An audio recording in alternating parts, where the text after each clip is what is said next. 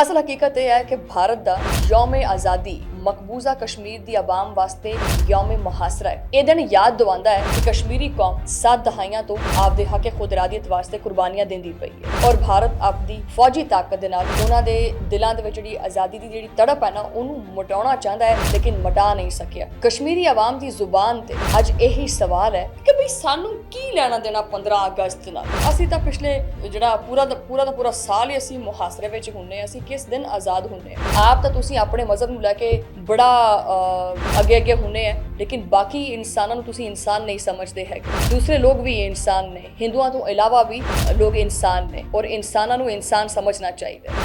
बिस्मिल्लाहिर्रहमानिर्रहीम, अस्सलाम वालेकुम नाज़रीन, तुसीं देख रहे हो 360 डिजिटल पंजाबी और मैं थोड़ी मेज़बान शुमाइला नियाज़। ये व्लॉग वैसे जिहड़ा गुज़श्ता व्लॉग है उहदा ही हिस्सा है और क्योंकि फिर वीडियो काफ़ी लंबी हो जाती है, कुछ चीज़ा जिहड़े चीज़ां ने उन्हां ते रोशनी पाना बड़ा ज़रूरी हुंदा है। अज दा जिहड़ा महीना है क्योंकि इंडिया विच भी आज़ादी का दिन हुंदा है और पाकिस्तान दे विच भी आज़ादी का दिन हुंदा है और कश्मीरी अवाम नूं असीं जिहड़ा ना कदी भुल नहीं सकदे, वो साडे दिलां च वसदे है और इंशाअल्लाह वसदे रहणगे और पाकिस्तान इंशाअल्लाह कश्मीर दे नाल है और कश्मीर बनेगा पाकिस्तान।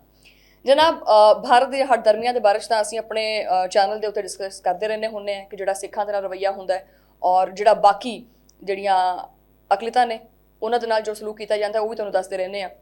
लेकिन जिहड़ा यह दिन है भारत का यौम आज़ादी या यौम मुहासरा यानी 15 अगस्त, भारत का जिहड़ा ये यौम आज़ादी है ये जिहड़ा ना वो आज़ादी किस लिहाज नाल है, ये कोई जश्न है या कोई खामोश मातम है कि ये वाकई वो दिन है जिहड़ी आज़ादी की अलामत समझी जाती है कि एक तवील मुहासरे की ये शुरुआत है क्योंकि अज जो भारत अपने यौम आज़ादी के जश्न के नारे लगाता फिरदा है तो दूजे पासे मकबूजा कश्मीर की आवाम के उत्ते भरपूर तरीके दे नाल जुल्म जिहड़ा वो जारी है। एक बारी फिर जिहड़ा ना खौफ ते जबर दे साए उन्हां दे अगे ने।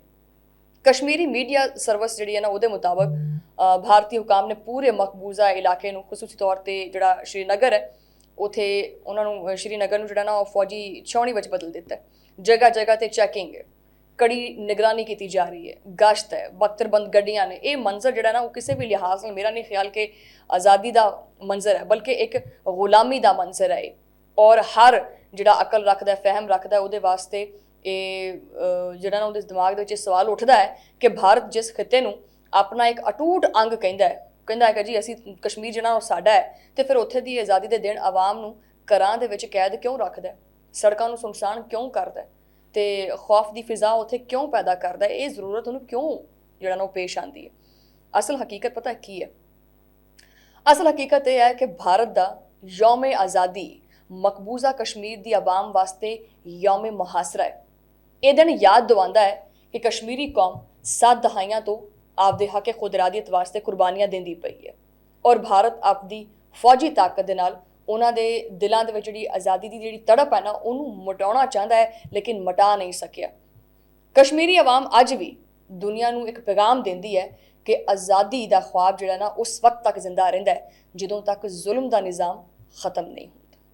ठीक है कि ये आज़ादी सिर्फ एक अक्सरती तबके का हक है कि जिहड़ा हर एहतजाज हुंदा वो देशद्रोही हुंदा है? कश्मीरी आवाम की जुबान ते अज यही सवाल है कि भी सानू की लेना देना 15 अगस्त नाल। ठीक है, असीं तां पिछले जिहड़ा पूरा साल ही असीं मुहासरे विच हुन्ने, असीं किस दिन आज़ाद हुन्ने। ये दिन सानू याद दिवाता है कि असीं आज़ाद नहीं हैगे, सिर्फ सानू नज़रअंदाज किया जाता है और बड़े अफसोस नाल गल करनी पैंदी है कि फिर भी अक़वाम मुत्तहिदा और इंसानी हकूक दी तंजीमां खास करके कश्मीर के उत्ते जिहड़ा बड़ा खामोश रहिंदियां हैं। कश्मीर के उत्ते जिहड़ा जुल्म और बरबरीयत भारतीय फौज ने किया है वो पूरी दुनिया ने देखा है। ठीक है, पैलेट गन्स का इस्तेमाल करना, औरतां दे नाल जिहड़ा ना वो पता ही है तुहानूं की सलूक किया जाता है, नौजवानों नाल की सलूक किया जाता है और जिहड़ा अपनी आज़ादी वास्ते लोग खड़े हुंदे है उन्हां नाल की रवैया जिहड़ा ना कीता जाता है। आप तां ये बड़े अपने आप नूं अपने हिंदू मजहब नूं बड़ा प्रोटैक्ट करते हैं और बड़ा उन्होंने लैके चलते हैं। गाओ मूत्र पता नहीं कोई वीडियो देखती पई सी, हीरो तरह एक बंदा आया तो वो एक ट्रक सी उहदे विच इन्हां दी अम्मी जी नूं लैके जा रहे सी, यानी कि गाओ माता जिहड़ी उन्हां दी जांदी पई सी तो बड़ा कि जी असीं ਆ ਫਲਾਣਾ ਕੰਮ ਰੋਕਿਆ, ਅਮੀ ਜੀ ਨੂੰ ਲੈ ਕੇ ਜਾ ਰਹੇ ਸੀ ਤੇ ਹੁਣ ਅਮੀ ਜੀ ਨੂੰ ਅਸੀਂ ਆਜ਼ਾਦ ਕਰਾ ਰਹੇ ਹਾਂ। ਮਤਲਬ ਆਪ ਤਾਂ ਤੁਸੀਂ ਆਪਣੇ ਮਜ਼ਹਬ ਨੂੰ ਲੈ ਕੇ ਬੜਾ ਅੱਗੇ ਅੱਗੇ ਹੁੰਨੇ ਆ, ਲੇਕਿਨ ਬਾਕੀ ਇਨਸਾਨਾਂ ਨੂੰ ਤੁਸੀਂ ਇਨਸਾਨ ਨਹੀਂ ਸਮਝਦੇ ਹੈਗੇ।